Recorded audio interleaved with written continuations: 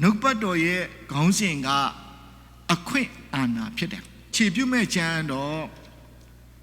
ရာဇဝင်ကျုပ်ပထမစာဆောင်အခန်းကြီး29အခန်းငယ်7ကနေ7ထိကိုကျွန်တော်အခြေပြုသွားမှာဖြစ်ပါတယ်တို့။အိုးထာဝရဘုရားကိုတော်ဒီဘုန်းတကိုအာနုဘော်အောင်မြင်ခြင်းအခွင့်အာဏာတော်နှင့်ပြည့်စုံတော်မူ၏။ကောင်းကင်မြေကြီး၌ရှိရှိသမျှကိုပိုင်တော်မူ၏။အိုးထာဝရဘုရားကိုတော်ဒီအစိုးရတော်မူ၏ခတ်သိမ်းတော်သူတို့၏အထွတ်မြင့်မြတ်တော်မူ၏ဂုဏ်တရေနှင့်စီးစိမ်ဥစ္စာသည်ကျေးဇူးတော်ကြောင့်သာဖြစ်၏ကိုတော်သည်ခတ်သိမ်းတော်သူတို့ကိုအုပ်ဆိုးတော်မူ၏ခွန်အားအစွမ်းတတ္တိကိုပေးပိုင်တော်မူ၏ခတ်သိမ်းတော်သူတို့အားကြီးမြတ်တော်အခွင့်နှင့်ခိုင်ခန့်တော်အခွင့်ကိုပေးပိုင်တော်မူ၏တော့ဒီကြောင်းနဲ့ပတ်သက်ပြီးကျွန်တော်တို့ခေါင်းစဉ်၄ခုနဲ့ကျွန်တော်တို့ဆင်ခြင်နှလုံးသွင်းသွားမှာဖြစ်တယ်။ခေါင်းစဉ်တစ်ခုကဘယ်သူကအခွင့်အာဏာနဲ့ပြည့်စုံတယ်လဲ။ဒါနံပါတ်1ခေါင်းစဉ်ဖြစ်တယ်။နံပါတ်2ကဖယားသခင်ကဘယ်သူတွေကိုအခွင့်အာဏာတကူပေးထားတယ်လဲ။နံပါတ်3ကဖယားသခင်ဤအခွင့်အာဏာရရှိသူကဘယ်လိုအုပ်ချုပ်ရမလဲနံပါတ်4ကဖျားခင်ဤအခွင့်အာဏာကိုဘယ်လိုအသုံးချမလဲဆိုတဲ့ဒီအချက်၄ချက်ကိုကျွန်တော်တို့စင်ကြင်နှလုံးသွင်းပြီး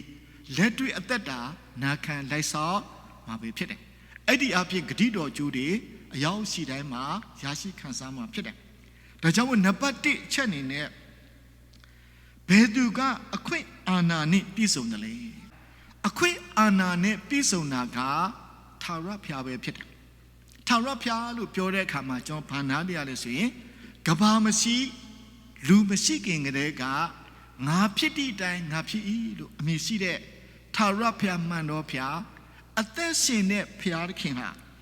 အခွင့်အာဏာတကူနဲ့ပြည့်စုံတဲ့ဘုရားပဲဖြစ်တယ်ဘုံတကူအောင်မြင်ခြင်းအခွင့်အာဏာပြည့်စုံတာဖြစ်တယ်ဘုံတွေကလည်းသူစီရပဲရတာဖြစ်တယ်တကူကလည်းသူစီရပဲရတာဖြစ်တယ်အောင်မြင်ခြင်းအခွင့်ကလည်းကောင်းကင်နဲ့မြေကြီးကိုဖန်ဆင်းတဲ့ထာဝရဘုရားရဲ့နော်စီကပဲရတာဖြစ်တယ်ဆိုတာကိုကျွန်တော်နားလည်ဖို့ဖြစ်တယ်ဒီအခွင့်အာဏာတွေသူအလုံးသူစီရပဲဖြစ်တယ်သူပေးမှရမှာပဲဖြစ်တယ်နောက်တစ်ခုကကောင်းကင်မြေကြီးရှိရှိတမျှကိုလည်းပိုင်ဆိုင်တဲ့အခွင့်အာဏာတကူရှိတယ်အစိုးရတော်အခွင့်ကလည်းထာဝရဘုရားမှာပဲရှိတယ်ပြီးတော့ဂုဏ်တရေနဲ့စီးစိမ်ဥစ္စာလည်းသူပဲဖြစ်တယ်ဘာကြောင့်လဲဆိုရင်ကဘာကြီးကိုသူကဖန်ဆင်းထားတာဖြစ်တဲ့အတွက်ရှိနေတဲ့စီးစိမ်တွေဤကဘာကြီးမှာသူဖန်ဆင်းထားတဲ့လူတွေရဲ့ဂုဏ်တရေတွေအလုံးဟာလည်းသူပေးရင်ရတယ်သူမပေးရင်မရဘူးရောက်ကွာဂုဏ်တရေစီးစိမ်ဥစ္စာတွေငါကြိုးစားရင်ငါရမယ်လို့နော်ကိုတောက်တွက်လို့မရဘူးအားလုံးကဖျားခင်ပေးတဲ့အတွက်ဂုဏ်တွေရှိတာဖျားခင်ပေးလို့အတူတွေရှိနေတာဖျားခင်ပေးလို့စီးစိမ်ဥစ္စာတွေရှိနေတာပဲဖြစ်တယ်ပြီးတော့ခွန်အားအစွမ်းတတ္တိကိုလည်းဖျားခင်ပဲပေးနိုင်တာဓမ္မရာဇဝင်ပထမစာဆောင်အခန်းကြီး1အခန်းငယ်6နဲ့9ကိုကြည့်တဲ့အခါမှာခန္ဓာပိုင်းဆိုင်ရာသေခြင်းခန္ဓာပိုင်းဆိုင်ရာဆင်ခြင်းရဲ့အခွင့်နော်အာဏာကလည်းဖျားခင်စီမှာပဲရှိတယ်အဲ့ဒီအခွင့်အာဏာတကူရှိတဲ့သခင်ယေရှုလူလောကလာတဲ့အခါမှာခန္ဓာသေနေတဲ့လူ3ဦးကိုခန္ဓာဆောင်သူပြန်လုပ်ပေးလိုက်တယ်ဆိုတာတွေ့ရတယ်ဒါကြောင့်မို့ခန္ဓာပိုင်းဆိုင်ရာသေခြင်းခန္ဓာပိုင်းဆိုင်ရာဆင်ခြင်းဒီအခွင့်အာဏာကလည်းနော်ဖျားခင်မှာပဲရှိတယ်ဘယ်ဖျားလဲထာဝရဘုရားမှန်တော်ဘုရားအသက်ရှင်တဲ့ဘုရားဖြစ်တဲ့သခင်ယေရှုမှာပဲရှိတယ်အဲ့ဒီအခွင့်အာဏာတကူပေးခြင်းခံရတဲ့သူ့ရဲ့တပည့်တော်တွေတမန်တော်တွေအဖြစ်လေသိနေတဲ့လူပြန်ဆင်သွားဆိုတာတွေ့ရတယ်နော်ဘာအခွင့်အာဏာတကူရှိတယ်ဆိုလို့ရှိရင်စိတ်ဝိညာဉ်မရဏနိုင်ငံကိုနှိမ့်ချခြင်းမရဏနိုင်ငံနေပြီးတော့ထမြောက်ခြင်းလည်းသူပဲလုပ်ပေးနိုင်တာဖြစ်တယ်ဥစ္စာပစ္စည်းရတတ်ခြင်းဆင်းရဲခြင်းဟာလည်းတော့သခင်ယေရှုခရစ်တော်ဖျားမှာပဲရှိတယ်ကိုထင်တာကိုဥစ္စာတွေကိုစာလို့ကိုလုံးလို့ကိုရတယ်လို့ဒါထင်မယ်ဒါပေမဲ့ဖျားပေးလို့ဒါရတယ်ဖျားမပေးရင်တချို့နော်မနဲ့စောစောအိယာထားတယ်ညညီးနဲ့မှအိပ်ပြီးအလုတ်တွေတနေကုန်လုပ်ပေမဲ့နော်ဥစ္စာပစ္စည်းများတဲ့လူတွေ များစွာရှိတယ်ဆိုတာတွေ့ရတယ်တချို့လည်းအဲ့လောက်မလုံနိုင်ပေမဲ့ဖျားခင်ရက်တောင်ပေးတဲ့အတွက်ဥစ္စာပစ္စည်းတွေကြွယ်ဝချမ်းသာနေတဲ့လူတွေလည်းများစွာရှိတယ်ဆိုတာတွေ့ရတယ်ဒါကြောင့်ဥစ္စာပစ္စည်းဆင်းရဲအောင်ရက်တောင်အောင်လည်းဒီအခွင့်အာဏာကလည်းဖျားခင်မှာပဲရှိတယ်ဆိုတာကျွန်တော်နားလည်ဖို့ဖြစ်တယ်နောက်တစ်ခုကဂုဏ်တွေကိုနှိမ့်ချနိုင်တယ်ဂုဏ်တွေကိုလည်းချီးမြှောက်နိုင်တဲ့အခွင့်အာဏာကလည်းဖျားလက်ထဲမှာပဲရှိတယ်တော့ပြန်ဝတ်ကြည့်တဲ့အခါမှာနေပုခနေစာဘုရင်ဟာနော်သူကငါဆိုတဲ့မာနထောင်သွားတဲ့အခါမှာဖျားခင်သူ့ကိုနှိမ့်ချပလိုက်ဆိုတာတွေ့ရတယ်အဲ့ဒီအပြင်တိရစ္ဆာန်စိတ်တဘောဝင်ပြီးနန်းတော်ထဲကနေထွက်ပြီးတော့မှမြက်9နှစ်စားလဲရဆိုတာတွေ့ရတယ်နောက်ပိုင်းသူနောင်တရပြီးတော့မှသူ့အပြစ်တွေသူဝင်ချတောင်းပန်တဲ့အခါမှာဖျားခင်သူ့ကိုပြန်နေချီးမြှောက်တဲ့အခါမှာဘုရင်အရာပြန်ရသွားဆိုတာတွေ့ရတယ်သူတွေနှိမ့်ချခြင်းချီးမြှောက်ခြင်းဒီအခွင့်အာဏာဖျားခင်မှာပဲရှိတယ်တခင်စုခရစ်တော်ဖျားမှာပဲရှိတယ်ဆိုတော့ကျွန်တော်နားလို့ဖြစ်တယ်ဒါကြောင့်မို့နံပါတ်1ဘယ်သူကအခွင့်အာဏာနဲ့ပြည့်စုံတယ်လဲလို့ပြောရင်ကဘာမရှိလူမရှိကန်ရှိတဲ့ထာဝရဘုရားမန်တော်ဘုရားအသက်ရှင်တဲ့ဘုရားဖြစ်တဲ့တခင်ယေရှုခရစ်တော်မှာဒီအခွင့်အာဏာတကူအပြည့်အဝရှိတယ်ဆိုတာကိုကျွန်တော်နားလည်ဖို့ပဲဖြစ်ပါတယ်လို့ဒုတိယချက်ကဘုရားခင်ကဘယ်သူတွေကိုအခွင့်အာဏာပေးတယ်လဲနံပါတ်1ကအစိုးရတော်မင်းအဲ့ဒါကိုသူအခွင့်အာဏာပေးတယ်ဆိုတာတွေ့ရတယ်ယောမဩဝါဒစာအခန်းကြီး73အခန်းငယ်1ကနေ3မှာအစိုးရတော်မင်းအာဏာဆက်ဤအုပ်ဆိုခြင်းကိုလူတိုင်းဝန်ခံစေအကြောင်းမူကားဖျားခင်အခွင့်မရှိလင်မင်းအာဏာဆက်မရှိအာဏာဆက်ရှိသည်များသည်ဖျားခင်ခန့်ထားတော်မူရာဖြစ်သည်ထို့ကြောင့်မင်းအာဏာဆက်ကိုဆန်တော်သူသည်ဖျားခင်စင်တော်မူရာကိုဆန်တော်သူဖြစ်၏ထိုတို့ဆန်တော်သူသည်ရာဇဝတ်ကိုခံရမည်မင်းမူကားကောင်းသောအကျင့်ကိုကျင့်တော်သူကြောက်ဖို့ဖြစ်သည်မဟုတ်မကောင်းသောအကျင့်ကိုကျင့်တော်သူကြောက်ဖို့ဖြစ်၏မင်းအာဏာကိုမကြောက်ဘဲနေခြင်းတလို့ကောင်းသောအကျင့်ကိုကျင့်တော့ကျင့်နေမင်းအာဏာကြောင့်ချီးမွမ်းခြင်းကိုခံရလိမ့်မည်ဒီအခွင့်အာဏာတကူကိုဘလို့ပေးလဲဆိုရင်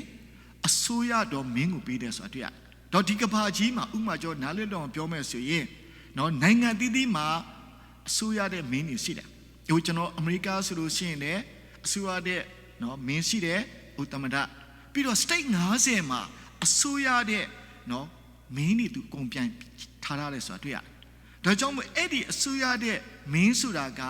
ဖျားခင်ခန့်ထားတယ်ဆိုတာကျွန်တော်နားလည်ဖို့ဖြစ်တယ်ဖျားခင်ရဲ့အခွင့်မရှိရင်ဒီမင်းတွေလည်းဖြစ်လာမှာမဟုတ်ဘူးဒါကြောင့်မို့အဲ့ဒီဖျားခင်ခန့်ထားလို့ဖျားရဲ့အခွင့်ရှိလို့အဲ့ဒီမင်းအာဏာရှိတဲ့သူတွေရဲ့ညွှန်ကြားချက်တွေကျွန်တော်တို့ကဘာလုပ်ရမလဲဆိုလို့ရှိရင်မငင်းဆန်ပဲနဲ့သူရှင်တဲ့အရာတွေကိုကျွန်တော်တို့ကနားထောင်ဖို့ပဲဖြစ်တယ်။ဒါခင်သူ့ကိုခန့်ထားတယ်ဆိုတာကိုကျွန်တော်နားလို့ဖြစ်တယ်။ဟောအကျင့်ကိုကျင့်နေဆိုရင်မင်းအာဏာစက်ကိုကြောက်စာကြောင်းမရှိဘူး။ခန့်ထားတဲ့အဓိကအရာကမကောင်းသောအကျင့်ကိုကျင့်တဲ့သူတွေကြောက်ဖို့ပဲဖြစ်တယ်ဆိုတာကိုနားလို့ဖြစ်တယ်။တော့ကောင်းသောအကျင့်ကဘာလဲဆိုကြည့်တဲ့အခါမှာဆရာကဩဝါဒစာခန်းကြီး2အခန်းငယ်10မှာကောင်းသောအကျင့်ကိုဖော်ပြထားတယ်။ကိုနည်းဆက်ဆိုင်တော်သူကိုကိုနည်းအမြတ်ချစ်ကြတော့ခုတော့ရှေပညာတော်ကိုဆောက်ဆောက်ခြင်းဟာတဲ့ကောင်းသောအကျင့်ကိုကျင့်ရလို့ရောက်တယ်လို့ဖော်ပြထားတယ်။အဲ့ဒီကောင်းသောအကျင့်ကိုကျင့်ဖို့အတွက်ဘုရားခင်ကအစိုးရမင်းကိုထားတာဖြစ်တာ။အဲ့ဒီတိုင်းပဲကျွန်တော်တို့က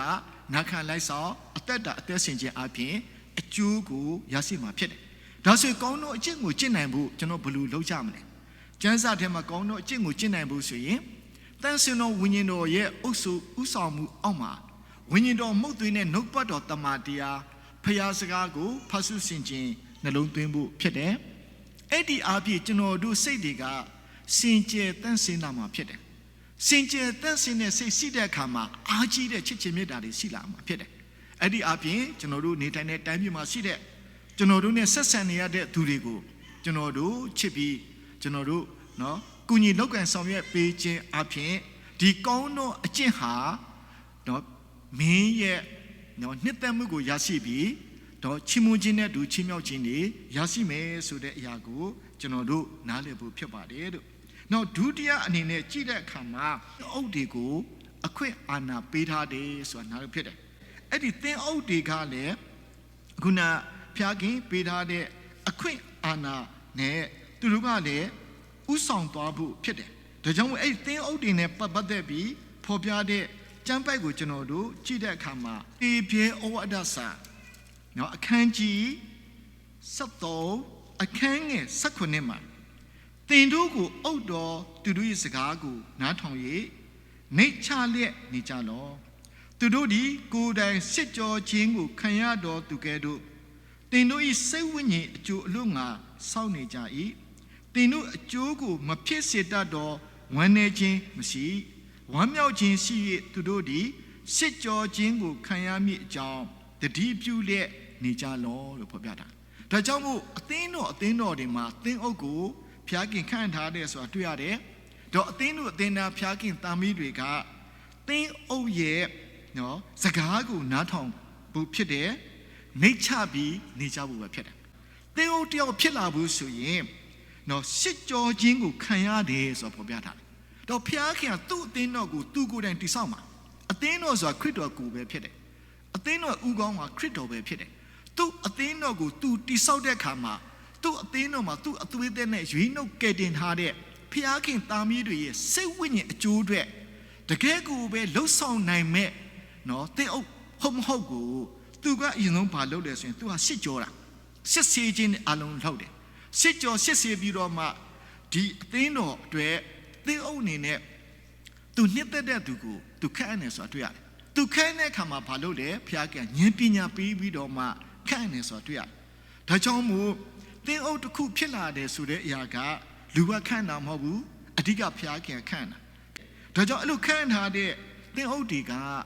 အသင်းတော်ထဲမှာရှိတဲ့လူတွေရဲ့စိတ်ဝိညာဉ်အကျိုးတွေသူကလှုပ်ဆောင်ပေးရတယ်တော့စိတ်ဝိညာဉ်ကောင်းမှုတွေကဘာနဲ့သူလုပ်ပေးရလဲဆိုတမန်တရားနှုတ်ပတ်တော်ပဲဖြစ်တယ်နှုတ်ပတ်တော်ကစိတ်နှလုံးကိုကောင်းမှုစေတယ်နှုတ်ပတ်တော်ကစိတ်နှလုံးကိုစင်ကြယ်စေတယ်နှုတ်ပတ်တော်ကစိတ်နှလုံးကိုတန့်ရှင်းစေတာဖြစ်တယ်အဲ့ဒါကြောင့်မို့နှုတ်ပတ်တော်နဲ့ဖခင်ရဲ့မေတ္တာပါပြီးတော့မှသူကအသင်းတို့အသင်းသားတွေရဲ့စိတ်ဝိညာဉ်အကျိုးတွေဟောပြောတာလုပ်တယ်သင်ကြားတာလုပ်တယ်ဆုတောင်းတာလုပ်တယ်ဒါလေးတွေသူလှုပ်ဆောင်ပေးရတာဖြစ်တယ်အဲ့လိုလှုပ်ဆောင်ပေးတဲ့သင်းအုပ်ရဲ့စကားကိုနားထောင်ပြီးနှိတ်ချခြင်းနဲ့အသက်ရှင်ဖို့နော်အမိတ်ပေးထားတယ်ဆိုတော့လည်းနားလည်ရတာဖြစ်တယ်ကိုယ်အကျိုးကိုဖြစ်အောင်လှုပ်ဆောင်ပေးတယ်ဆိုတာကိုကနားလည်ရတာဖြစ်တယ်ဒါကြောင့်မို့အသင်းတော်မှာလည်းဘုရားခင်က authority အခွင့်အာဏာဘုလို့ပေးထားလဲဆိုရင်သင်းအုပ်ကိုပေးထားတယ်အဓိကအသင်းတို့အသင်းသားတွေရဲ့စိတ်ဝိညာဉ်အကျိုးတွေပေးထားတာဖြစ်တယ်ဒါကြောင့်မို့ဘုရားခင်ခန့်ထားတယ်ဆိုတာသိပြီးသင်းအုပ်ရဲ့စကားကိုနားထောင်ပြီးနှိတ်ချခြင်းနဲ့နော်ဘုရားနှုတ်ပတ်တော်ခံတဲ့အခါမှာအသင်းတို့အသင်းသားတွေစိတ်ဝိညာဉ်တွေကဘာဖြစ်လဲကောင်းလာမှာဖြစ်တယ်စိတ်ဝိညာဉ်တွေကောင်းလာတဲ့အခါမှာအရာရာမှာကောင်းစားခြင်းနဲ့ကျမ်းမာခြင်းတွေပြုတ်ဝလာမှာဖြစ်တယ်ပြီးတော့ဘုရားရဲ့ဘုန်းထင်ရှားစေပြီးနော်ဘုရားရဲ့ကောင်းကြီးမင်္ဂလာတွေလည်းရရှိသွားမှာဖြစ်ပါတယ်လို့နောက်တစ်ခုကဘုရားခင်အခွင့်အာဏာတွေကိုဘဒုကိုပေးလဲလို့ကြည့်တဲ့အခါမှာမိဘတွေကိုပေးတယ်ဆိုတာတွေ့ရဒါကြောင့်မို့အသင်းတော်ရဲ့အစကအိမ်တော်ငါပဲဖြစ်တယ်အိမ်တော်မှာရှိတဲ့ဖခင်မိခင်ကိုလည်းဘုရားခင် authority ပေးထားတယ်အခွင့်အာဏာကိုပေးထားတယ်ဒါကြောင့်မို့အိမ်တော်မှာရှိတဲ့ကလေးတွေဆိုတာကဘုရားခင်ဆုချပေးသနာတဲ့အမွေဥစ္စာယန္တာလေးတွေဖြစ်တယ်အဓိကဒီကလေးလေးတွေရဲ့ခန္ဓာစိတ်ဝိညာဉ်ကောင်းကြီးမင်္ဂလာဖြစ်ဖို့အတွက်နော်ဘုရားခင်ကပေးထားတယ်ဆိုတာနားလို့ဖြစ်တယ်အဲ့ဒီຢာနဲ့ပတ်သက်ပြီးအိဖက်အခန်းကြီး6အခန်းငယ်1ကနေ4မှာဘလို့ဖော်ပြထားလဲဆိုရှင်သားသမီးတို့တခင်ဖျား၏အလိုတော်နဲ့အညီမိဘစကားကိုနားထောင်ကြလော့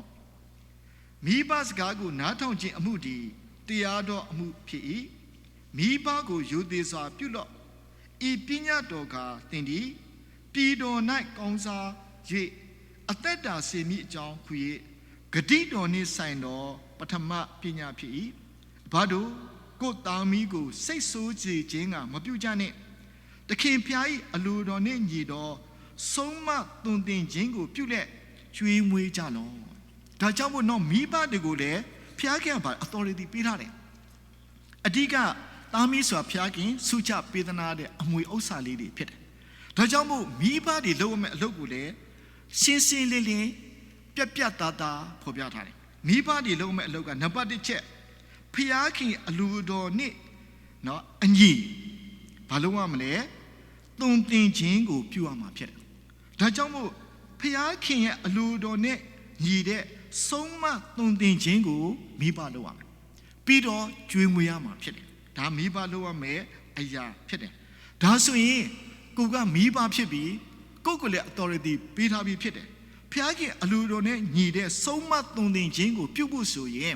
ဖျားခင်အလိုတော်ကဘာလဲဖျားရဲ့အကြံစီတော်ကဘာလဲဖျားရဲ့စိတ်တဘောကဘာလဲဖျားရဲ့နိဝိတကဘာလဲဆိုတာကိုမိဘတွေကသိဖို့တော့လိုတယ်ဖျားခင်အလိုတော်နဲ့ညီတဲ့ဆုံးမသွန်သင်ခြင်းကိုပြုရမယ်လို့ပြောပေမဲ့ဖျားခင်အလိုတော်ညီတဲ့အရာလည်းကိုမသိဖျားရဲ့စိတ်တဘောလည်းမသိဖျားရဲ့အကြံစီလည်းမသိဖျားရဲ့နိဝိတလည်းမသိဘူးဆိုရင်ကိုသူတို့ကိုဘလို့မှသွန်သင်ဆုံးမနိုင်မှာမဟုတ်ဒါအဲ့လိုမျိုးသိနိုင်ဖို့အတွက်မိဘတွေကဘာလုပ်ရမလဲဖျားမျက်မှောက်တော်တိုးမှာဖြစ်တယ်ဖျားမျက်မှောက်တော်တိုးဝင်ပြီးဖျားခင်တာမီးရနာလေးဟာဖျားခင်ပေးတဲ့အမွေဥစ္စာရနာလေးတွေဖြစ်တယ်ဒီရနာလေးတွေကိုဖျားခင်အလိုတော်နဲ့ညီတဲ့အဆုံးမသွန်သင်ဖို့ကျွေးဖို့နော်ဖျားခင်နော်ပြောတဲ့အတိုင်းပဲဖျားရဲ့အလိုတော်နဲ့ညီသွန်သင်ဆုံးမနိုင်ဖို့ဝိညာဉ်တော်ဖျားအလိုတော်ဖွင့်ပြပါဆိုပြီးတော့ဘာလို့ရမလဲကျမ်းစာကနော်ဖတ်မှာဖြစ်တယ်ကျမ်းစာဖတ်တော့မှဟုတ်ပြီဒီပေးထားတဲ့တာမီးရနာအမွေဥစ္စာလေးတွေကိုဖျားခင်အလိုတော်နဲ့တုံတင်ဖို့ဖျားရဲ့အလိုတော်ကဒီမှာဒီဖျားရဲ့အကြံစီတော်ဒါဖျားရဲ့စိတ်ဘောတွေကဒါဖျားရဲ့နိဗ္ဗိဒဒါဆိုတော့ကိုကအဲ့ဒါတွေဖတ်တော့မှကိုကအဲ့ဒီအလိုတော်တွေသိလာမယ်အကြံစီတော်သိလာမယ်စိတ်ဘောတော်တွေသိလာမယ်ပြီးတဲ့အခါမှာနိဗ္ဗိဒသိပြီးတော့မှတာမီးတွေကပြန်နေတုံတင်ပေးနိုင်မှာဖြစ်တယ်ဒါကြောင့်မို့မိဘတွေအတော်တွေပေးထားတယ်ဒီကလေးလေးတွေနော်ဖျားရဲ့အလိုတော်နဲ့ညီအသက်တာအသက်ရှင်တဲ့ဖျားရဲ့အကြံစီတော်နဲ့ညီအသက်တာအသက်ရှင်တဲ့ဖျားရဲ့စိတ်ဘောနဲ့ညီအသက်တာအသက်ရှင်တဲ့ဖျားနိဗ္ဗိဒတဲ့အသက်တာအသက်ရှင်ပြီးဖျားရဲ့ဘုံကိုထင်ရှားစေပြီးဖျားရဲ့ကောင်းကြီးမနာရရှိဖို့အတွက်ကိုမိဘနေရာမှာထားရတာဖြစ်တယ်မိဘတူဖြစ်လာဖို့ဆိုတာလွယ်လွယ်ကူနဲ့မဟုတ်နော်လူတိုင်းကမိဘမဖြစ်ဘူးမိဘဖြစ်လာဖို့ဆိုရင်နံပါတ်1သူကဘာလုပ်ရမလဲအိမ်တော်ပြုရမှာဖြစ်တယ်အိမ်တော်မပြုရင်လည်းမိဘမဖြစ်လာနံပါတ်2မိဘဖြစ်လာဖို့အတွက်သူဘာလုပ်ရမလဲကလေးရယူရမှာဖြစ်တယ်ကလေးမယူလဲမိဘမဖြစ်လာကလေးယူတဲ့အခါကျသူဘာတွေပေးစားလဲနော်ကလေးစီကသူကအစာဆောင်ရတယ်နော်ဘိုက်ကြီးတဲ့အခါမှာအဆက်တွေလည်းရှိတယ်ဘိုက်ကြီးပူပြီးတော့သွားနေရလူတွေကြည့်တော့သူလည်းဆက်ရတယ်ဒါပေမဲ့ဒီအဆက်တွေသူဂိမ်းမဆိုင်တော့သူအခုနကလေးလေးရှိတဲ့အတွက်သူအဆက်တွေစားခြင်းနဲ့အပူတွေစားခြင်းပဲဆောင်ကျင်ရတယ်နောက်ဆုံးမိဘတူဖြစ်လာဖို့ဆိုသူဘာလုပ်ရလဲသူအနာခံရတာဖြစ်တယ်အဆက်ကွဲခံတာဖြစ်တယ်ဆရာဝန်ရှိမှသူအကုန်သွားပြပြီအနာလည်းနာပြီအဲ့ဒီအစစ်နေကြော်လွားပြီးမှမိဘဆိုတာဖြစ်လာပြီးတဲ့အခါမှာဒီကလေးကိုကျွေးမွေးရတယ်ကြည်စုရတယ်ပြုစုရတယ်ဆောက်ရတာဖြစ်တဲ့အတွက်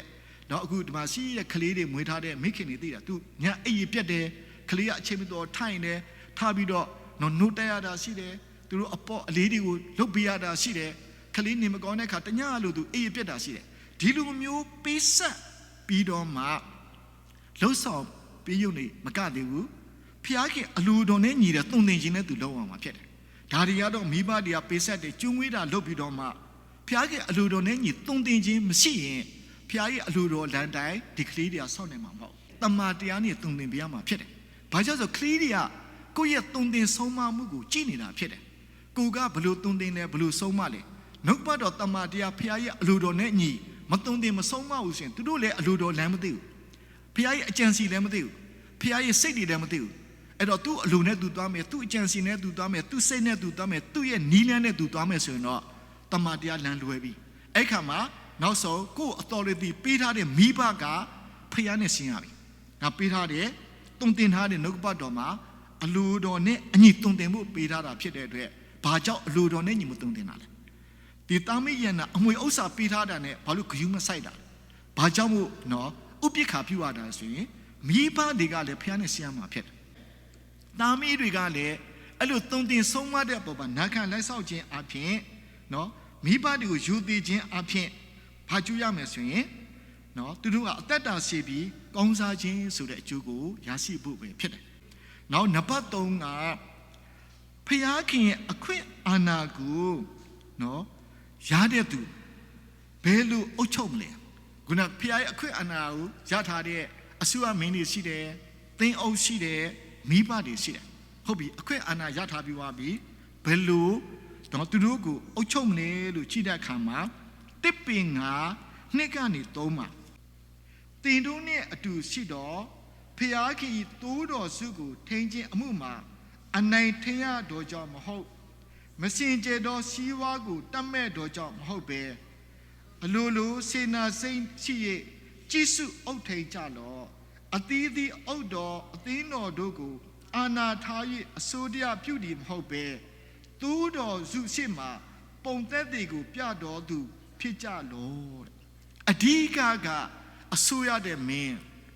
အသင်းတော်မှာနော်အစိုးရတဲ့သင်းအုပ်မိသားစုမှာအစိုးရတဲ့မိဘဒါတွေအားလုံးအကျုံးဝင်တာဖြစ်တယ်အဓိကကျွန်တော်တို့ကနော်အခွင့်အာဏာရတဲ့ခါမှာသူတို့ကိုကျွန်တော်တို့ကနော်ဘယ်လိုမျိုးအုပ်ချုပ်မလဲလို့ကြည့်တဲ့အခါမှာအဓိကကျွန်တော်တို့အုပ်ချုပ်ရမယ့်အရာကစေနာစိတ်ပဲဖြစ်တယ်ဒါစိတ်ကစေနာစိတ်ကိုတိုင်းလူပြည်သားတွေကိုအုပ်ချုပ်တဲ့အစိုးရမယ်ဆိုရင်ဒီတိုင်းလူပြည်သားတွေစေနာစိတ်ဆိုတာတိုင်းလူပြည်သားတွေအကျိုးဖြစ်ထွန်းခြင်းနဲ့စိတ်သင်းအုပ်ဆိုလို့ရှိရင်လည်းအသင်းတော်မှာရှိတဲ့သူတွေရဲ့အကျိုးဖြစ်ထွန်းခြင်းနဲ့စိတ်မိဘတွေဆိုလို့ရှိရင်လည်းကိုယ့်ရဲ့သားမီးတွေအကျိုးဖြစ်ထွန်းခြင်းနဲ့စိတ်သူတို့အကျိုးကိုရဖို့တဲ့စိတ်အဲ့ဒီစိတ်နဲ့ကြည်စုထိန်းသိမ်းမှုပဲဖြစ်တယ်ပြီးတော့အဲ့လိုကြည်စုထိန်းသိမ်းတဲ့အခါမှာပုံသက်တွေကအရေးကြီးတယ်ဘာကြောင့်ဆိုခလေးတွေပဲဖြစ်ဖြစ်တိုင်းလူပြည်သားပဲဖြစ်ဖြစ်အသင်းတော်မှာဖြစ်ဖြစ်သူကတိုင်းပြည်ပြည်ဆိုရင်အုပ်ချုပ်တဲ့နော်ခေါင်းဆောင်ရဲ့ပုံသက်တွေတို့ကကြည်တာတင်းတော်မှာလဲဆိုတင်းအုပ်ရဲ့ပုံသက်တွေကိုကြည်တာအိမ်မှာဆိုလဲမိဘတွေရဲ့ပုံသက်တွေကိုကြည်တာဒါကြောင့်မို့အဲ့ဒါကြည့်ပြီးတော့မှသူတို့ကသင်ယူနေတယ်အတုယူနေတာဖြစ်တယ်ဘာပုံသက်တွေကောင်းဖြစ်ပြတယ်ဖျားမပါဖျားနှုတ်ပတ်တော့မပါဘဲနဲ့ဒီတိုင်းပြည်ကိုသူအချုပ်လို့မရအောင်အခွင့်အာဏာဖျားပေးထားတာဒါကြောင့်အိမ်ဖြူတော်မှာချင်းမကိုးကွယ်ခြင်းနေရာလေးထားထားတယ်သူလည်းလုပ်ငန်းခွင်ပွင့်ခင်မှာအဲ့ဒီနေရာမှာတမန်တော်ကိုယ်တိုင်သွားတယ်အုပ်ချုပ်တဲ့သူ့ရဲ့အဖွဲ့အစည်းတွေသွားတယ်သွားပေါ်ချင်းမကိုးကွယ်ခြင်းတွေလုပ်တယ်ပြီးတော့မှဆုတောင်းခံတယ်ပြီးတော့မှသူကဗာလေစီမံခန့်ခွဲအုပ်ချုပ်မှုတွေလုပ်တယ်ဆိုတာတွေ့ရတယ်ဒါကဗာလေပုံသက်တည်ပြသွားတာဖြစ်တယ်အဲ့ဒီတိုင်းမှာမိဘတွေကလည်းပုံသက်တည်ပြဖို့ဖြစ်တယ်ကိုအိယာထတာနဲ့နော်ဖះမျက်မှောက်တော့တိုးဝင်းပြီးဆွတ်တောင်းနေနှုတ်ပတ်တော်ဖက်ကကလေးတွေကြည့်အော်ငါဖေမေစောကြီးထတာနဲ့တယ်လီဖုန်းမကင်ဘူးစောကြီးထတာနဲ့နော်တခြားလောကအရာတွေမလုပ်ဘူးသူဒူးထောပြီးတော့ဆွတ်တောင်းနေကျန်းစာတွေဖတ်တယ်ဒါကဘာလဲသူတို့တွေပုံသက်တည်ပဲအဲ့တဲ့သင်္ဥ္စာကလည်းနော်အိယာထတာနဲ့ဆွတ်တောင်းမယ်နောက်ကအသင်းတော်မှာရှိတဲ့လူတွေနဲ့အတူတူဆွတ်တောင်းမယ်အသင်းတော်မှာရှိတဲ့လူနဲ့အတူတူကနှုတ်ပတ်တော်ခိုင်းဒါလည်းဘာဖြစ်လဲပုံသက်တည်ပဲဖြစ်တယ်ဒါကကြည်နေတာအဲ့ဒါမဟုတ်ဘဲနဲ့နော်ခေါင်းဆောင်ကသူ့တဘောနဲ့သူလိုက်လို့ရင်ပြည်သူပြည်သားတွေကလည်းသူ့တဘောနဲ့သူလုံးမှာပဲမိခင်ဖခင်ကလည်းအိယာထတာနဲ့ဖျားလည်းမစစ်ဘူးဆုလည်းမတောင်းကျန်းစာလည်းမဖတ်ဘူးနော်သူတယ်လီဖုန်းတစ်လုံးနဲ့သူနေပြီးတော့သွားမယ်ဆိုကလေးတွေကြည့်ပြီးတော့အော်ဒါဆိုရင်ငါတယ်လီဖုန်းနဲ့ငါလည်းငါသွားမယ်အရာကိုနော်ဒါငါအဖေမတင်ပေးတာပဲဆိုသူလည်းတယ်လီဖုန်းတစ်လုံးယူတော့သူတက်ပလက်ယူတော့လိုက်ကြည့်တော့မှာပဲဘာကြောင့်ဆိုကိုကဘလို့တင်ပေးလဲဆိုတဲ့အရာကကိုတာမီကခံနေတာဖြစ်တယ်ကိုကဖျားနှုတ်ပတ်တော်နဲ့လမ်းမပြဘူးဆိုရင်သူတို့ကလည်းဒီလမ်းကြောင်းကိုတွားတတ်မှာမဟုတ်เนาะဒါကြောင့်မို့အဓိကပုံသက်တယ်ဒါအဲ့ဒီပုံသက်တယ်နဲ့ပတ်သက်ပြီးတိလေးစနစ်မှာဘလို့ဖော်ပြထားလဲဆိုလို့ရှိရင်စကားပြောတော်၎င်းတဲ့ကျွန်တော်စကားပြောတဲ့ခါမှာအရေးကြီးတယ်ဘယ်လိုစကားပြောတယ်လဲเนาะမိဘတွေဘာစကားပြောလဲเนาะအဲ့ဒါတွေကိုတာမီတွေအတူယူနာကျန်တဲ့စကားလားခက်ထန်တဲ့စကားလားမာကျော်တဲ့စကားလားညှဉ်းညွန်းတဲ့စကားလားမတရားတဲ့စကားတွေလားအဲ့ဒါဆိုသူတို့ကအတူယူပေါ့နောက်ပဲသူတို့ခက်ထန်တဲ့စကားတွေမာကျော်တဲ့စကားတွေနော်မနူးညံ့တဲ့စကားတွေနော်ညှဉ်းညွန်းတဲ့စကားတွေသူသုံးတော့မှာဒါကြောင့်အိမ်တော်မိသားစုမှာကလေးတွေဆက်တတ်တယ်ညှဉ်းပြောတတ်တယ်ဆိုတာအဖေမေကအိမ်မှာသူနဲ့သူဆဲနေတာသူနဲ့သူညှဉ်းညွန်းစွာပြောနေတာသူနဲ့သူနော်မတရားတဲ့စကားတွေပြောရင်ကလေးတွေအတူယူတော့တာတော့ကညှဉ်းညွန်းတဲ့အဲ့စကားမသုံးတဲ့ဖြူစင်တဲ့တန်ဆင်းတဲ့စင်ကြယ်တဲ့နူးညံ့သိမ်မွေးတဲ့စကားတွေသုံးရင်ဒီကလေးတွေကလည်းအဲ့ဒါသွားမှာဖြစ်တယ်အဲ့ဒါအုတ်ချုပ်တဲ့သူလည်းလူတယ်နော်တင်းအုပ်တွေလည်းအတိုင်းပဲတင်းအုပ်တွေတဲ့စကားပြောကညှဉ်းညူတာတွေမစင်ညာပြောရင်အသင်းတော်မှာရှိတဲ့လူကလည်းဒီစကားတွေသုံးလို့တော့မှာဖြစ်တယ်ဒါအဓိကအရေးကြီးတဲ့အရာကျင့်ကြံပြုမှုခြင်းတွေကိုဘလို့ကျင့်နေလဲဘလို့ကြံစည်နေလဲဘလို့ပြုမှုလဲဆိုတာကိုလည်းဘာဖြစ်လဲကလေးကကျင့်နေတယ်အသင်းသားတွေကကျင့်နေတယ်တိုင်းပြည်မှာရှိတဲ့ပြည်သူတွေကကျင့်နေတာနော်အခုကအုပ်ချုပ်တဲ့အစိုးရမင်းသူဘလို့ကျင့်တယ်ဘလို့ကြံစည်လဲဘလို့ပြုမှုလဲဒါလည်းသူတို့ကကြည့်နေတာပဲ အဲ့ဒီတိုင်းပဲသင်ဥစ္စာဘလို့ကြင့်ကြံပြုတ်မှုလဲဆိုတာကိုအသင်သားတွေကလည်းကြည့်နေလို့မိဘတွေဘလို့ကြင့်ကြံပြုတ်မှုနေလဲဒါတွေကလည်းသူကအတူယူနေတာဖြစ်တယ်ဒါကိုယ်တည်းပုံသက်တွေနော်လိုအပ်တယ်ဆိုတော့နားလို့ဖြစ်တယ်နောက်ချစ်ချင်းနော်ပြောဆိုတဲ့အရာပြုတ်မှုတရားမှာချစ်ချင်းရှိလားစာကလည်းဟောတယ်ပြောတယ်ဆွတောင်းတယ်လှုပ်ဆောင်တဲ့အခါချစ်ချင်းမေတ္တာပါတယ်လို့မိဘတွေကလည်းတာမီးတွေကိုဆုံးမသွန်တဲ့အခါမှာဘာလို့ လဲချစ်ချင်းမေတ္တာလိုအပ်တယ်ဆိုတာတွေ့ရတယ်ချစ်ပြီးပြောတဲ့စကားနဲ့စိတ်ဆိုးပြီးပြောတဲ့စကားမတူဘူးအမှုရာပြောင်းလဲသွားတယ်ချစ်ပြီးပြောတဲ့စကားကအသက်တာပြောင်းလဲစေတယ်စိတ်ဆိုးမှဒေါသထွက်မှကိုပြောတဲ့အခါကိုအမှုရာပြောင်းသွားပြီကိုရဲ့အတန်ပြောင်းသွားပြီကိုရဲ့သူ့ဘောလှုပ်ဆောင်တဲ့အရာပြောင်းသွားတဲ့အခါမှာသူတို့ကဘယ်လိုခံမလဲဆိုတော့ငါအဖေမေကငါ့ကိုစိတ်ဆိုးပြီးဒေါသထွက်ပြီးငါ့ကိုမချစ်ဘဲနဲ့နော်ပြောဆိုတယ်ဆိုတော့သူကနာကျင်မှုတွေခါးသိမှုတွေဖြစ်သွားမှာဖြစ်တယ်ပြောဆိုတဲ့ပုံမှာချစ်ချင်းမေတ္တာပါဖို့ဖြစ်တယ်နောက်ကဝိညာဉ်တဘောရှိဖို့ဖြစ်တယ်ဝိညာဉ်တဘောလို့ပြောတဲ့အခါမှာချစ်ချင်းဝမ်းမြောက်ခြင်းညင်သက်ခြင်းပုံသက်တွေပြဖို့ဖြစ်တယ်အဲ့ဒီချစ်ချင်းတွေပုံသက်တွေပြမယ်နော်ဘလို့ပဲဖြစ်ဖြစ်အခက်အခဲတွေရှိပြန်ဝမ်းမြောက်ခြင်းတွေပုံသက်တွေပြကခလီးတဲ့သင်ယူနေတာဖြစ်တယ်အော်ငါဖေမေနော်တို့အခက်အခဲဖြစ်ပေမဲ့ဝမ်းမြောက်စွာနဲ့ကြော်ဖြတ်နိုင်တယ်အော်ဒီအခက်အခဲတွေရှိပေမဲ့ညင်သက်ခြင်းရှိတယ်အဲ့ခါမှာကိုကပုံသက်တွေပြနိုင်အောင်ဖြစ်တယ်ပြီးတော့စိတ်စီခြင်းကျေးဇူးပြုခြင်းကောင်းမြတ်ခြင်းတွေလည်းဒါကကျွန်တော်တို့ဝိညာဉ်တဘောရှိတယ်ဆိုတော့ပုံသက်တွေကိုပြသဖို့ဖြစ်တယ်ပြီးတဲ့အခါမှာသစ္စာရှိခြင်းနော်ဇနီးနဲ့ခင်မှုသစ္စာရှိတဲ့အရာအလုပ်ပေါ်မှာသစ္စာရှိတဲ့အရာဖျားခင်ပေါ်မှာသစ္စာရှိတဲ့အရာဟာလေသူတို့ကိုပုံသက်တွေပြခြင်းအပြင်သူတို့ကတော့အိမ်တော်တစ်ခုထူထောင်မယ်အလုပ်တစ်ခုလုပ်မယ်ဘာပဲဖြစ်ဖြစ်သစ္စာရှိတဲ့ဒုတိဖြစ်သွားမှာဖြစ်တယ်ကိုကအိမ်တော်မှာသစ္စာမရှိဘူးအလုပ်ပေါ်သစ္စာမရှိဘူးဆိုရင်သစ္စာရှိခြင်းပုံသက်တွေမရှိဘူးဆိုရင်သူတို့လည်းသစ္စာရှိခြင်းနဲ့အသက်ရှင်နိုင်မှာမဟုတ်နော်နူးညံ့တိမ်ဝင်နှိမ့်ချတဲ့ပုံသက်တွေကျွန်တော်ပြောက်လို့တယ်ဒါယောက်ျားနဲ့ဇနီးနဲ့ခင်မစကားပြောတဲ့အခါမှာနူးညံ့စွာပြောမယ်နှိမ့်ချခြင်းနဲ့ဆက်ဆံကဒီဟာကလေးတွေကကြည်နာကြည်သူတို့လည်းအဲ့ဒီရဲ့ပုံသက်တွေနဲ့သူအသက်ရှင်နိုင်မှာဖြစ်တယ်ပြောကမကုံချုပ်တည်ခြင်းကမကုံဆိုတာအာယုံ၅ပါးကိုချုပ်တည်နိုင်တာဒါဒီကလည်းပုံသက်တွေပဲဖြစ်တယ်ဆိုတာကိုကျွန်တော်နားလို့ဖြစ်တယ်ဒါတွေကနော်အုပ်ချုပ်တဲ့လူကပြမယ်သင်အုပ်လည်းပြမယ်မိဘတွေလည်းပြမှာဖြစ်တယ်အဲ့ဒါတွေမှာကလေးတွေသင်ယူပြီးတော့မှသူတို့အသက်တာမှာဒီတိုင်းပဲအသက်ရှင်နိုင်မှာဖြစ်တယ်နော်ဒါကြောင့်ကျွန်တော်ပြောချင်လုပ်ချင်လို့မဟုတ်ဘူးကိုရှိမှရှိရတာမီးကကြည်နေတာငါမေဘလို့ပြောလဲငါဖေဘလို့ပြောလဲငါဖေနဲ့မေဘလို့ဆက်ဆံတယ်သူတို့ဘလို့ဒီအသက်ရှင်ဒါလည်းသူကပုံသက်တွေယူနေတာယူပြီးတော့မှအဲ့ဒီအပေါ်မှာသူတို့တို့ဝမ်းမြောက်စားတွေဂုဏ်ယူစားတွေငါဖေမေကဒီမျိုးဝိညာဉ်တဘောရှိတာသူတို့ဒီမျိုးလေးညှဉ်းညမ်းတယ်မပြောဘူးနောက်နံပါတ်၄ချက်ကဖျားခင်အခွင့်အာဏာကိုဘယ်လိုအသုံးချမလဲအဓိကဖျားခင်ကိုပေးထားတဲ့အခွင့်အာဏာကိုဘယ်လိုအသုံးချမလဲအဲ့ဒါကအေဖက်၄7:73မှာအဓိကဖျားခင်အခွင့်အာဏာပေးထားတယ်ဆိုတဲ့အရာကဖျားခင်ကိုယုံကြည်ခြင်းနဲ့ပြည့်ဝလာဖို့တော့တိုင်းပြည်ဖျားရွေးကောက်ထားတဲ့ခေါင်းဆောင်ဆိုရင်သူ့တိုင်းလူပြည်သားတွေအသက်ရှင်နေပြောက်ယုံကြည်လာဖို့အတွက်ဒီအခွင့်အာဏာသုံးနေဆိုတာတွေ့ရတယ်ပြီးတော့တိကျွမ်းလာဖို့ပြီးတော့ခရစ်တော်ရဲ့ပြည့်စုံတဲ့ကြီးနဲ့သူအဖြစ်ကိုရောက်လာဖို့အတွက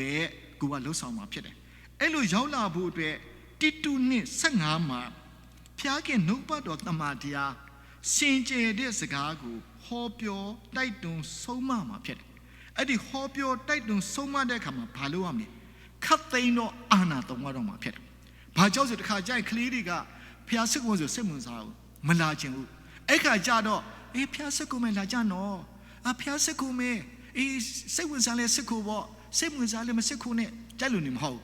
အဲ့ဒီခါကြပါအာဏာသုံးရတော့ဟောပြီဒီချိန်အေးရထားမယ်ဒီချိန်ဖျားစစ်ကိုမဲဒီချိန်မှာစားမယ်ဒီနေရာကြတော့ဘာဆိုအာဏာသုံးရတော့မှာဖြစ်တယ်ပုံသက်တွေကြတော့သူစစ်မှာပြပြီးဖျားရဲ့နှုတ်ပတ်တော်တမန်တရားကြတော့သူတို့အတွက်အသက်အလင်းနဲ့ဆိုင်နေရဖြစ်တယ်ဒီချိန်မှာကျမ်းစာဖတ်ခြင်းမဖတ်ခြင်းနဲ့နေပါဆုတောင်းခြင်းနဲ့တောင်းမတောင်းခြင်းနဲ့နေပါလို့သွားလို့မရတော့အဲ့ခါဘာလဲကိုပေးတဲ့အခွင့်အာဏာကိုတောင်းပြီးတော့ကျမ်းစာဖတ်ခြင်းနေဖြစ်စေမဖတ်ခြင်းဖြစ်စေဖတ်ဆုတောင်းခြင်းဖြစ်စေမဆုတောင်းခြင်းဖြစ်စေတောင်းအဲ့ခါကျတော့ကိုကဘီးပါရဲ့အခွင့်အာဏာနော်နိုင်ငံအုပ်ချုပ်တဲ့သူရဲ့အခွင့်အာဏာသင်အုပ်ရဲ့အခွင့်အာဏာကြတော့ဒါတွေကိုပြတ်တတ်တာကိုကပြောရတော့မှာဖြစ်တယ်ဘာကြောင့်လဲဆိုရင်သူတို့ကပြောတဲ့အခါမှာစိတ်ထဲမှာလက်ခံခြင်းမှာလက်ခံမယ်ငါအဖေမရလဲငါ့ကိုဘာဖြစ်လို့နော်သူပြောရတာလဲလို့ စိတ်ထဲမှာတစ်မျိုးမြင်ဒါပေမဲ့တစ်ချိန်ချိန်မှာငါအဖေငါ့ကိုအခုလိုမျိုးတမန်တရားနဲ့ညီနော်ပြက်ပြက်သားသားအခွင့်အာဏာသုံးတဲ့အတွက်အသက်ရှင်တဲ့ဖြောင်းကဘလို့ကိုးကွယ်ရမလဲဘလို့ဝတ်ပြုရမလဲဘလို့မျိုးမိတ္တာဖွဲ့ရမယ်ဆိုတာကိုသူကသိပြီးတော့မှသူတို့အသက်တာကောင်းကြီးဖြစ်သွားမှာဖြစ်တယ်ဒီနေရာမှာကြောက်ကွာသူစစ်ကိုချင်းစစ်ကိုထားခြင်းနဲ့ချသွားလို့မရအောင်ဘာကြောင့်ဆိုကျွန်တော်ရဲ့အသက်တာကြော်ဖြတ်တာကြည့်တဲ့အခါမှာကျွန်တော်ဂျေဂျေတို့အရွယ်ကအဖေမေကအဖိုးရှိတဲ့အိမ်ကိုကြောင်းပိတ်တော့ခေါ်ရတယ်တော့မနေ့ကအဖွားက4နိုင်မှာအိပ်ရာထားတယ်ထားပြီးတော့သူကချက်ပြုတ်ပြီးအဖိုးက9နိုင်ကြာလို့ရှိရင်ဖျားစစ်ကိုပြီးဖျားစစ်ကိုတဲ့ခါမှာကလေးလေးတွေဂျေဂျေပဲအိပ်ပါစီမဟုတ်ဘူးအကောင်လုံးခေါ်ဆိုတာအဖိုးကခေါ်တော့အဖေမေကပါကျွန်တော်ခေါ်တော့ကျွန်တော်တို့ကအဲ့ချိန်မှာဂျေဂျေဆိုတာဘာမှမသိသေးဘူးဆောင်းလေးတွေပတ်ပြီးတော့မှဖျားစစ်ဝင်နေလာနေရတယ်လာတော့အဲ့မှာအိတ်တယ်ရတယ်ဘာမှပြောဒါမဲ့ဖျားစစ်ဝင်နေရောက်လာမယ်လာပြီးတော့ဖျားစစ်ကိုပြီးလို့ရှိရင်တော့ကောပြန်အိတ်ချင်အိတ်ဆိုတော့အဲ့ဒီလိုမျိုးနော်သူကပြက်ပြက်တသားဖျားရဲ့မျက်မှောက်တော်တိုးဝင်မှုတင်ချပြီးတဲ့အခါမှာကျွန်တော်တို့ဘာသိလာလဲဆိုရင်ငါတို့ဖျားနဲ့နော်ဦးဆုံးနော်ဝုပြုကိုကွယ်ပြီးမှကြံတဲ့အရာလုံးဝမယ်ဆိုတော့သိပြီးကိုဖတ်ခင်မိခင်ဖြစ်လာတဲ့ကိုဖတ်ခင်ဖြစ်လိုက်ခါမှာဒီတိုင်းပဲအခုကလေးတွေဆိုရင်မနေ့6နိုင်ဆိုအိယာထားတော့ပြီးတော့6နိုင်ခွဲကခွဲတိုင်းကိုယ်ကျန်းစာဖတ်ဆုတောင်းအပေါ်ပါသွားမျက်နှာသေးလို့6နိုင်ခွဲကနေ9နိုင်ဝက်ဖျားစစ်ခုမယ်အဲ့ဒါကနော်ကပြပြတာလို့ခါသူတို့အမှထားခြင်းနဲ့စိတ်ရှိလဲလားတယ်မထားခြင်းနဲ့စိတ်ရှိလဲလားတယ်လာပြီးတော့မှခုန6နိုင်ကို9နိုင်ဖျားစစ်ကိုတယ်ပြီးတော့9နိုင်ကနေ9နိုင်ခွဲကြတော့နော်ခုနနော်ဆရာဘင်းကြီးကပြင်ဆင်ထားပြီးသူစားတယ်7နိုင်ကြောက်သူကြောင်းနိုင်ပို့ပေးလိုက်တယ်ဒါကြောင့်မို့မိဘတွေကကိုယ့်ကိုအခွင့်အာဏာပေးတဲ့အခါမှာတမန်တရားလမ်းမတွေ့ကြတော့ပြက်ပြက်သားသားကိုကိုယ်တိုင်ဥဆောင်ပြီးကိုကိုယ်တိုင်လှုပ်ဆောင်ပေးဖို့ဖြစ်တယ်အဲ့ဒီအဖြစ်တမန်တရားလမ်းနဲ့သွားတဲ့အခါမှာသူတို့ကအကျိုးကိုရရှိခံစားသွားမယ်ဆိုတော့ကိုနားလို့ဖြစ်တယ်ဒါကြောင့်မို့နောက်ဆုံးအချက်ပေါ့နော်ဒုဖျားခင်အခွင့်အာဏာပေးတဲ့ရွေချက်နော်အစိုးရမျိုးပေးတဲ့ရွေချက်တင်းအုပ်ကိုပေးတဲ့ရွေချက်မိဘတွေပေးတဲ့ရွေချက်ဘာလဲလို့ကြည့်တဲ့အခါမှာတိချက်ကအသက်ရှင်တဲ့ဖျားထာဝရဖျားမှန်တော်ဖျားကိုယုံကြည်သိကျွမ်းပြီးခရစ်တော်ရဲ့ပြည့်စုံခြင်းကိုရောက်သွားဖို့ဖြစ်တယ်ဒါရွေချက်ပဲဖြစ်တယ်နောက်တစ်ခုက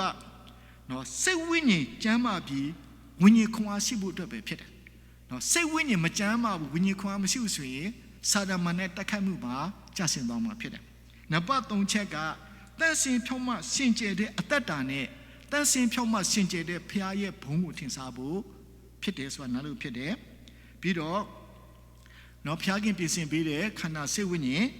နော်ထာဝရကာလအထိကောင်းကြီးမြင်တာဖြစ်ဖို့အတွက်နော်ဒီဝေချက်ရှိတယ်ဆိုတာနားလို့ဖြစ်တယ်ဒါဒီနှုတ်ကပတ်တော်အပြင်ဒီမှာရှိတဲ့နော်ကျွန်တော်တို့ဖျားခင်တာမီးတွေအထူးဖြင့်မိဘတွေနော်သင်အောင်မစပြီးအသင်းတော်မှာတွားနေတဲ့အသင်းထောက်တွေရှိတယ်အင်္ဂလိပ်ဆရာရှိတယ်အလုံးမှုဆောင်ခွဲအလုံးမှုဆောင်ကွန်မြူနတီတွေရှိတယ်ဒါကျွန်တော်တို့ဖျားပေးတဲ့အခွင့်အာဏာတွေရှိတယ်စုကျေးဇူးတွေရှိတယ်ကျွန်တော်တို့ဘယ်လိုမျိုးအသက်တာအသက်ဆံလဲဆိုတာသိပြီးလက်တွေနာခံလက်ဆောက်ခြင်းအပြင်အကျိုးကိုရရှိဖို့အတွက်ဒီနှုတ်ပတ်တော်ခွန်အားပေးပါတယ်အလုံးပေါ်မှာဖျားကောင်းကြီးရှိပါစေ